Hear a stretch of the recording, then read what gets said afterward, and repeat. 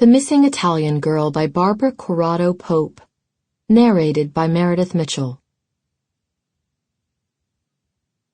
Part 1. Thursday, 24 June, 1897. The railroad tracks of the Gare du Lest stretched and curved beneath the bridge in gray, eerie silence.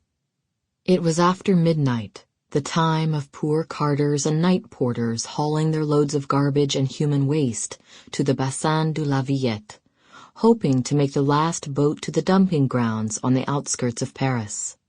Mora Lorenzano and the young Russian Pyotr Ivanovich were transporting a much deadlier cargo.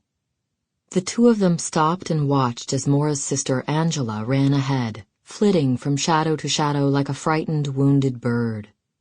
When she signaled that no one was coming, they grasped the poles of their cart and continued across the bridge.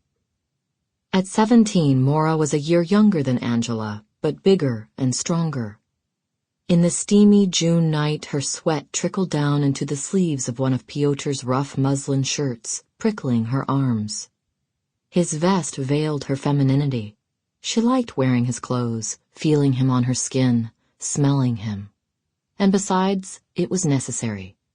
To complete her disguise, she had tucked her unruly black curls under one of Pyotr's caps. Any passers-by might pause and gawk at a girl hauling a cart, but not at two slender youths making their way in the night. Angela waited in the dark, far from the flickering yellow light cast by a gas lamp. When Mora and Pyotr reached the end of the bridge, he motioned with his head to turn right into a narrow cobbled street. Under the moonless sky, they barely made out the warehouses and sullen dark shacks that lined their path. Mora's arms burned with the strain of lifting and pulling the cart to keep the wheels from rumbling over the stones. Her heavy breathing filled her with the stink of Paris. Pyotr, too, panted silently as he led them zigzagging through the narrowest and most deserted streets. Finally, under the gaslights, they saw the wide, shimmering expanse of the Bassin. Mora gasped when they got to the edge of a building that bordered the wharf.